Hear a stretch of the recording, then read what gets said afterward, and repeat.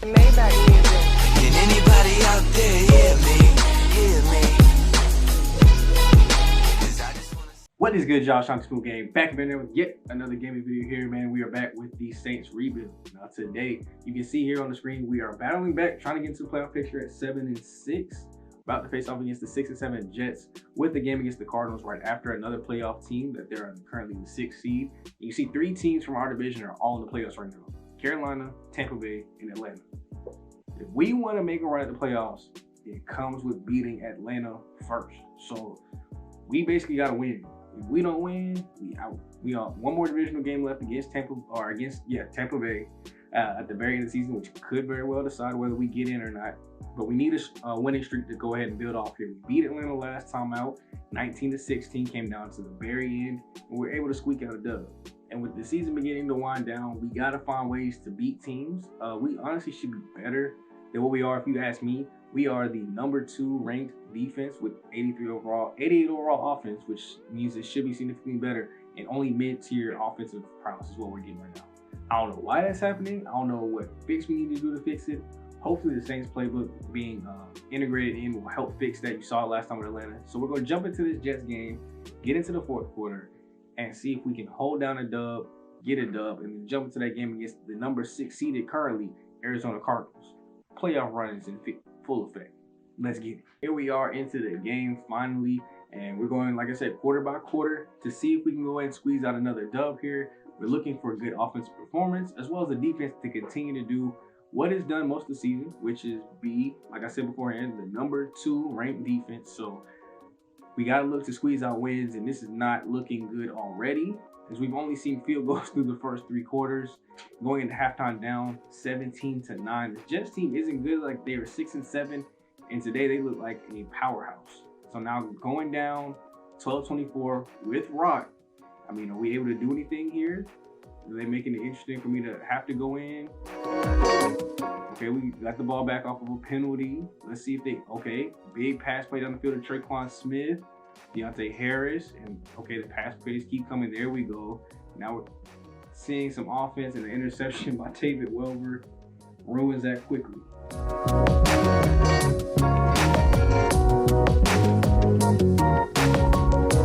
Okay, we got a fumble recovery right back, so we got the ball. Let's get onto our side of the field. If we can do that, we can go in and look. There we go, 4th and 5. I said it's close enough, man. Let's go get in. It's one of the bottom 3rd defenses in the league too, both run and pass. So we just completely choking here. 3rd down, pass to AK, getting enough for the first, just barely. It's gonna be a high pass attempt day. I mean, we can see about 50 to 60 pass plays for today. Play action here, going with the pick. And that, I mean, 4 minutes left, that should pretty much do it. This is why I don't think we can trust Garland to throw the ball this many times. 34-52, 4 picks, only 1 touchdown. If you just look at these categories right here, these first 3, it's like, okay, that's a pretty good game. And then you look at the touchdown to interception ratio, and it's like, yo, what is going on here with Garland? Right? A 4-pick day here to the New York Jets to give them back to 500 and drop us to under 500. We got to get the ball in Alvin Kamara's hands more. Get the ball in our playmakers some more, and stop throwing so many picks. That's something that he struggled with all season. The interception numbers are very high for him, and I thought that was just, skewed by the first game. I think he had like 5 or 4 interceptions that game as well. But this game, right back to it. 4 picks. We got Garen Conley, David Welber, and CJ. Those are the dudes that was intercepting us today. David Welber and Garen Conley. Who is that? Back here with some negotiations. Obviously, we need to go ahead and make sure the team is staying right, getting better. So I'm gonna offer a 3-year deal here to Bryce Thompson. Get him locked up, keep his cornerback depth going. He has signed it, will stay with the team, so he'll be locked up till about age 26. Also going to Stevie Scott III. He's only 23 years old as well. See a little bit of promise in him, and don't want to have to deal with needing extreme running back depth. So I feel like a nice 2-year contract here is okay. See how high he can get up to, and see if it's worth signing him any farther past that. For Adam Troutman, I think a 3-year deal with a little bit less money is more preferable to me. Just being a tight end 2, I mean, it's good to have 2 good ones, but I just want to see if he might accept for a little bit less. So we'll keep negotiating with him, see if I can get him for less than that 4 years, $18 million. I feel like that's money for like a starting tight end. That's not money for my backup. and I think D'Angelo Steele will be my starter going forward. So if we get him back or move on, and then we'll sign another backup in free agency. Just not enough points. We'll be able to get to the receivers and tight ends on the extra XP boost, and then we'll begin working on the quarterbacks. These cost 40 to do level 2 as well, so we'll get that. We'll go ahead and max out these. That's just like the ultimate goal right now, is just getting these 3 maxed out. So now we'll get receivers and tight ends. Once we get a little bit more stat points, we'll be able to hit quarterbacks, and maybe, just maybe, that'll help Josh Garland actually stop throwing interceptions. Finally in the game here, and somehow we've managed to stay in the playoff hunt. Arizona here is 7-7, just like us, and they're still the 6th seed. So Seattle behind them at 7-7, Atlanta's at 7-7. It is a crapshoot. Still plenty of chances to get in. We just have to have a big game and get lucky, basically. Throw goes out quick, and he's almost throwing interceptions again. I don't know how to stop him, man. He keeps acting up. We might get a new quarterback. There you go. Throw it to the outside, wide open. And I think that's Traquan Smith with the catch. First time seeing him get some action here while watching a game. We don't really get to see him much, so it's great when he does come in. Looks like we're going with our power formation here out of the shotgun. We might have a quarterback design run. Nope, it will go to the tight end who can't hold on to it. And J.J. Watt will go down with the injury even though he's standing up. Let's keep moving this rock. Let's show him that the offense really is like that. Throw goes out to the flats. He finds D'Angelo Steele with a great truck forward for the first down. Keep the rock moving. Receivers at the bottom, receivers at the top. Throw out to D'Angelo Steele for the first down. There we go. That's the winning formula. Just keep throwing the rock to D'Angelo Steele. I can't believe even still he's had a pretty good season as far as passing yards goes. I mean, he has more than Kyler Murray this season, 3,900, very close to 4,000 on the year. And we'll probably get at the end of this game as Ryan Ramsky goes down with an injury. That's great. We should bring in James Hurst there over at right tackle. Let's hope that that doesn't mess anything up and that we get Ramsky back before the end of this game. Run to the right side, and you see why we need Ramsky back. Let's not stall out here. Empty set. Looks like we got D'Angelo Steele there at the bottom of the screen on the trip side. Drop back. Plenty passing. Room to go out to D'Angelo Steele once again. I'm telling you, just get him the ball and we'll be all right. First time going under center here against Arizona. Well, we see Josh Garland do hand off to Alvin Kamara up the middle. Solid game. Shotgun. D'Angelo Steele back onto the left side. Throw out quick right to the defender. And Arizona's going off to the races, and it might be a foot race that no one can catch up to as we finally get him taken down. D'Angelo Steele and Alvin Kamara gang up for Buda Baker to go down.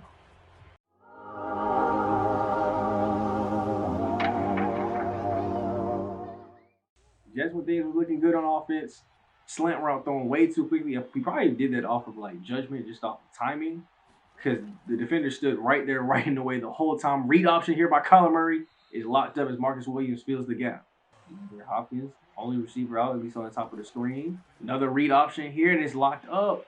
Oh my goodness, that took a little bit longer to take him to the ground, but read options ain't doing nothing for y'all. Y'all better pass the rock. We did go with the defend the deep pass option here though too. I was in between that and contain the QB, but I didn't foresee him moving out that much, and it's already happened early, wide open to the outside. DeAndre Hopkins. Austin, I need you to lock up over there. I know you got DeAndre. It's a tough one. If it becomes a problem, I will switch Marshawn Lattimore over there. But for right now, let him work, let him get that XP, and let him get that experience. So you got to trust your players. We trusted Sean Dobson, and it's worked sometimes. Obviously, it helped us in Atlanta, getting the final play of the game to get us the victory as Demario Davis goes into the backfield for the tackle. On the screen, completely open. All receivers to the bottom. Need 17 yards here to get a first. Throw will go out quick to the tight end. We will lock that up and be able to get the rock back on offense. Come on, Garland. We need some success here, man. I'm tired of talking about your failures. Give me something to be happy about for once. Throw out to the far left. He's got a receiver wide open. That's Cole Stewart. Foot race to the end zone. 10, 20. Touchdown.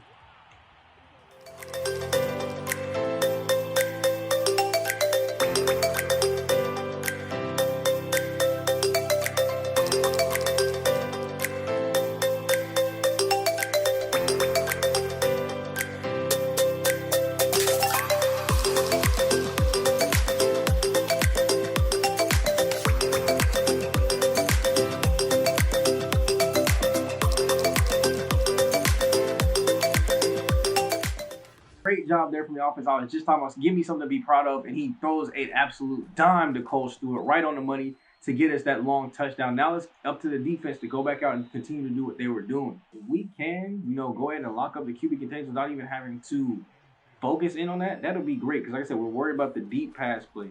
We don't want DeAndre Hopkins beating us deep. I have enough faith in our run game and our QB contain game to focus on the pass. Here we go, drop back, throwing out to the pocket again. He's moving out a lot, but that's that pressure. That pressure is coming in too quick, so he's having to get the ball up. James Conner with the great catch on the sideline to get them closer, but now we're in third down territory again. This is where we need to make something happen here. Rolling out again, Kyler Murray. He will just run for the first down and a lot more. Juking gets Marshawn Lattimore looking dumb. It gets up to the 42-yard line. We want to get it up here. We can keep our eyes down below too. Look for Seattle, look for Atlanta, see if they catch any L's today. Cameron Jordan was jogging a little too slowly, and Kyler Murray is out of the pocket once again as there is an injury down for the offensive line of Arizona. Maybe we do need to focus on Kyler Murray a little bit more. Cameron Jordan was there in the backfield, just couldn't get him down, and he was able to escape out as the run there gets enough for the first. Back for the start of the second quarter, Arizona with the ball down 7-0. Here's Cameron Jordan coming from the outside, dives and just misses out on a sack there, but great play by Demario Davis to close out, reach his angle, gave up a yard, but it could have been a lot worse. Carolina one-game lead over the division right now, tied it just now at 7-7. Throw goes to the outside, and that'll be enough for the first down, and they're in red zone scoring territory.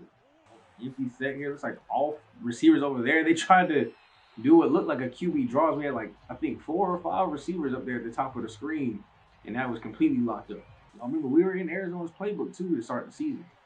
So the switch here may have helped, may have not. As they go for a screen, we almost get the tackle in the backfield, but Demario Davis does not let the running back escape, and they're down regardless for a loss of about 8. We are in field goal range, lucky enough for them, but we got to not give the touchdown here. 3rd and 20. We need some pass rush here. Drop back, Kyler Murray looking, nowhere to go. Gets it out before getting sacked, and we get him tackled down for a gain of 6. Spread it out a little bit. Looks like we were rushing 3-man coverage across the board. Might have went quarters here. Kyler Murray all day to throw in the pocket. No pass rush coming through, and we're able to get him as he tries to run out of the pocket, but there's nowhere to go. Pretty interesting there. We rarely rush 3. And you can see why it had no kind of pass rush, but thankfully the coverage behind it was great. Throw goes out quickly there to Marshawn Lattimore's side, and he knocks the ball out. Or is that a catch? They give him a catch, but no fumble. I don't know how he was able to do that, but 1st and 10 here at the 50 midfield. Running again. Oh no, you almost had the sack. David Onyemata in the backfield, just at the last moment gets tripped up. Could be another read option here. Watch out for it. Nope, straight drop back, slant route. That is a pick. Sean Dobson with his 2nd interception of his career. First one was to seal the game. This one could give us a great chance to get back up 2 scores. Here's y'all chance. We got to go ahead and capitalize and get points on the board here. 1st and 10, we're under center, heading off to Alvin Kamara. Not much running room today, but it looks like we're doing a little bit for him on that one to get about a gain of 5 yards. Going back to our power formation here. Please don't be a QB design run.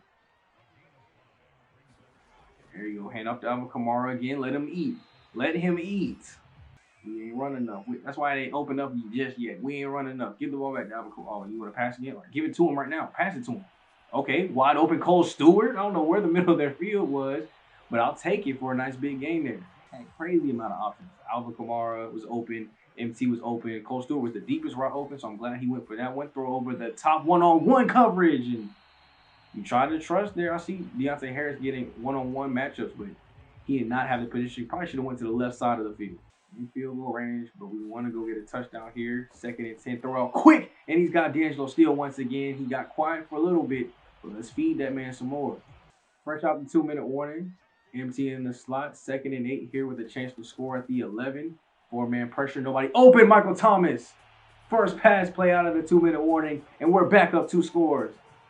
Let's get it.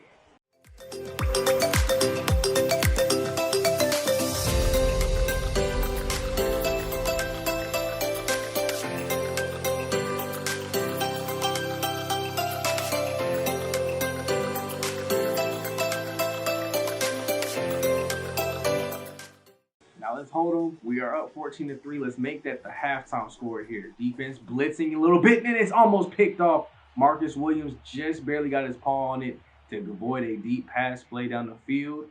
And that is the first incompletion. We need to go ahead and get him a 3 and out here. 4-man rush again. Kyler Murray on the run to the outside, just getting his toes down. I think that is Rondell Moore getting the catch there. Nope, that's actually Isabella. His second catch of the game. 3rd and 4 here. Another 4-man pressure, almost getting there. Out to the flats, and he dropped the rock. He dropped the pass, and they will go ahead and punt the ball back. So not only did we stop them, but we might have a chance here to score right before the end of the half.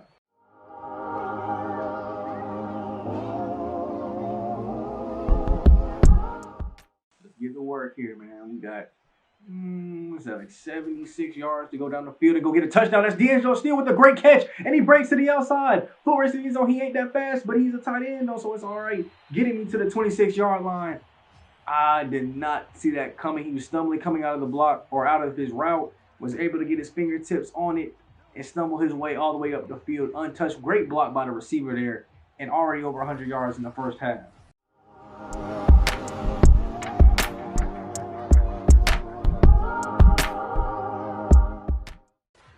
Now under about 60 seconds to go, already in field goal range at the least here. Pressure is non-existent, throwing to the corner.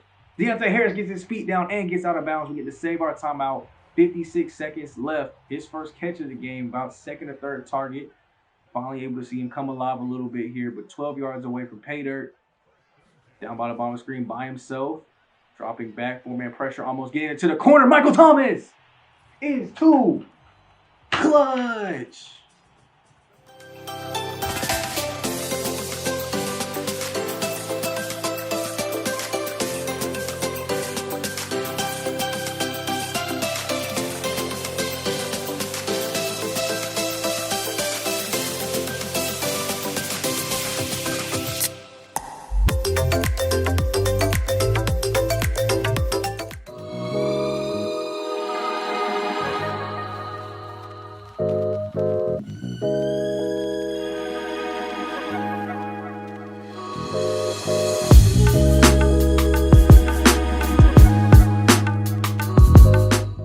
Saw there at halftime too, the Bears are taking care of Atlanta, which is just what we need. We also need to check in on Seattle when we get a chance.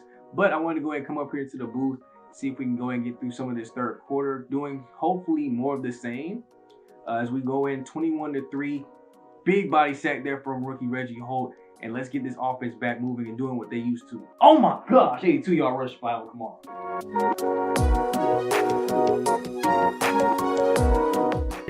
This is what I thought would happen on paper, you know, with a lot of teams that we played, especially last week with the Jets. The offense on paper, you saw, was an 88 overall, and somehow we're still just mid-tier offense on both sides, or both offense or passing and rushing on offense. Defense played lights out all year, and we're seeing it here. It's easier to do that when your offense is scoring and you're not having to go out on defense as much. And we've seen it here as we've only given up 6 points through 3 quarters heading into the 4th.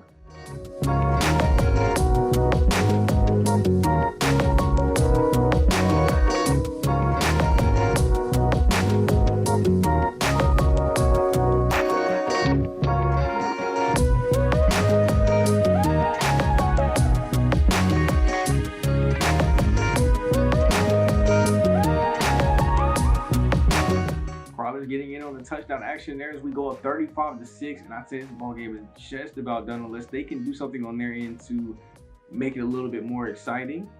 They did get David Curry, who was a left tackle that we were interested in over Deion Gordon, the one that we got right now.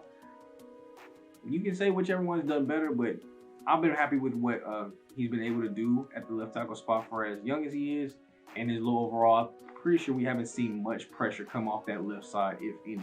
And most of it's just been when the receivers are locked up or Josh Garland's taking forever to pass the ball. We'll see, it looks like a little bit more progress here in the end game to give Alvin Kamara a little bit of a break. We got a big lead, so I'm fine with that. Let the other running backs come in and get some work in.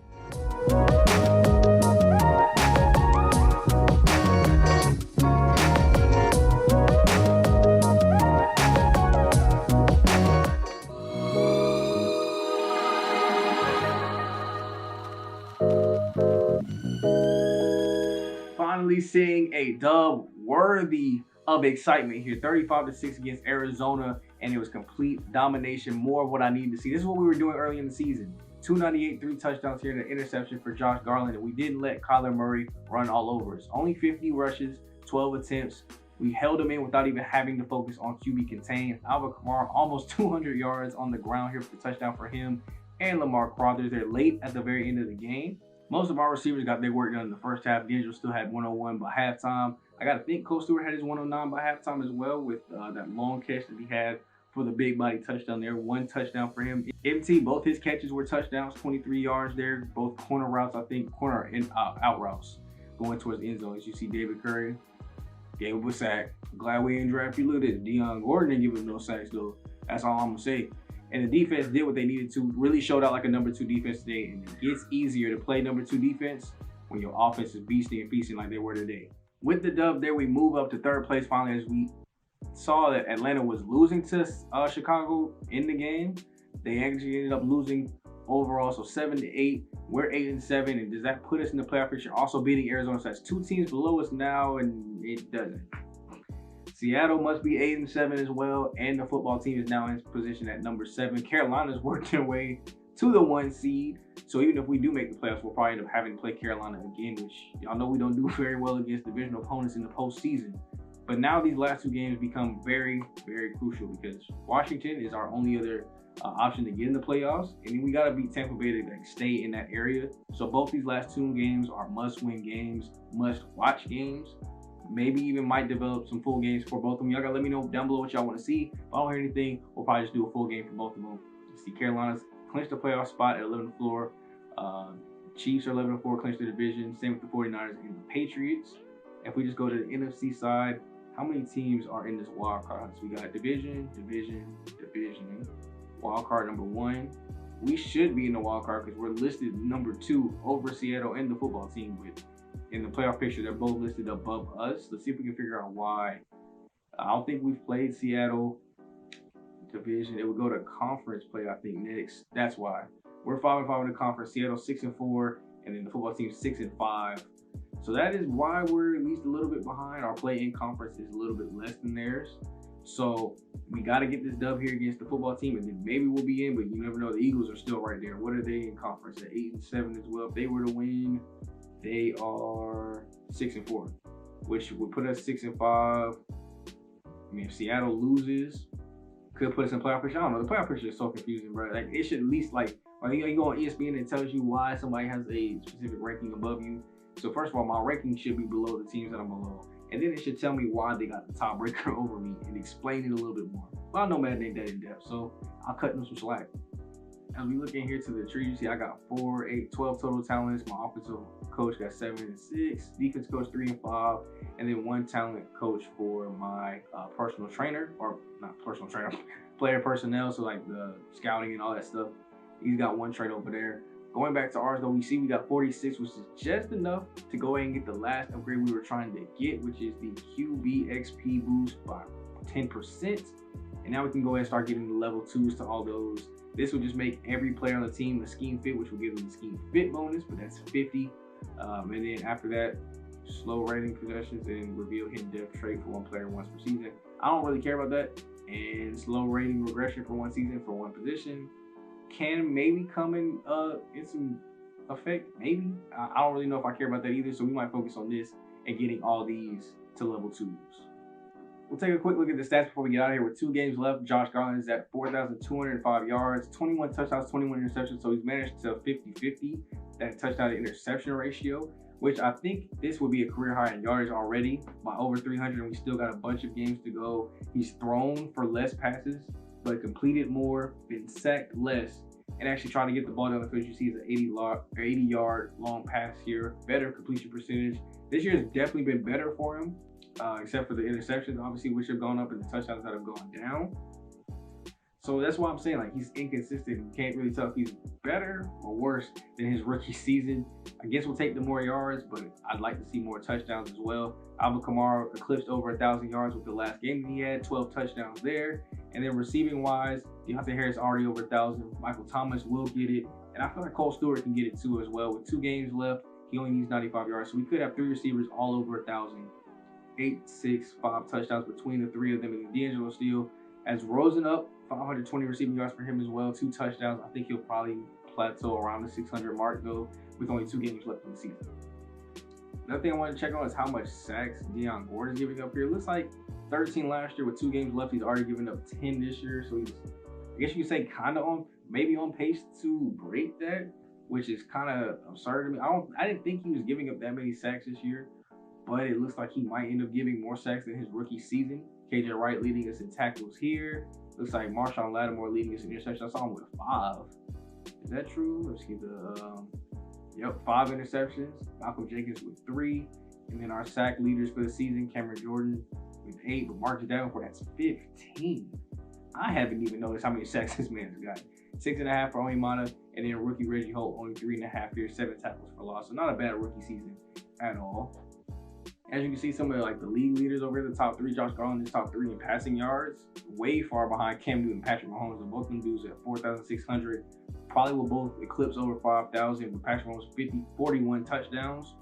Tigers ahead of everybody else. You see Chubb, Jonathan Taylor, CMC, Chris Godwin, Cornell Powell, and Rocky Levy. Rocky Levy was in the draft class. If you remember, he probably went to a good team and actually put him as maybe like their number 1 option. But it was somebody that I kind of had my eye on. Didn't really want. I'm glad we got Cole Stewart. I think that was better for us because we wouldn't put him in a situation to be number 1. So Rocky Levy with us probably wouldn't have them stats. Cole Stewart on that team probably would have more stats because Cole Stewart is just like that. But as I told y'all guys, next time out will be a hard-fought game here against the football team. Should be a pretty even matchup if you look at it on paper. 83 offense, 89 defense, 85 overall, 88 offense, 84 defense, 86 overall. They are the 19th best offense, 25th best defense. We jumped all the way up in one game, all the way to the 5th best offense after that game. Sheesh. I don't know how we did that. We still 23rd in points per game, but the yardage just shot way up after that beastly and feastly game that we just had against Arizona. So I'm going to take it. I'm going to go sleep on it. We'll get back with the Washington football team in their own separate video, and then get back with Tampa in their own separate video. And let's hope we can make this playoff push and see y'all on Wild Card Weekend. So it's been your boy Shot to Smooth, aka Black Okage, Black Avatar King Leo. And I'll catch you guys in the next video. Make sure you guys are liking, commenting, subscribing, and following for more information. See you guys next time. I'm gone. Peace.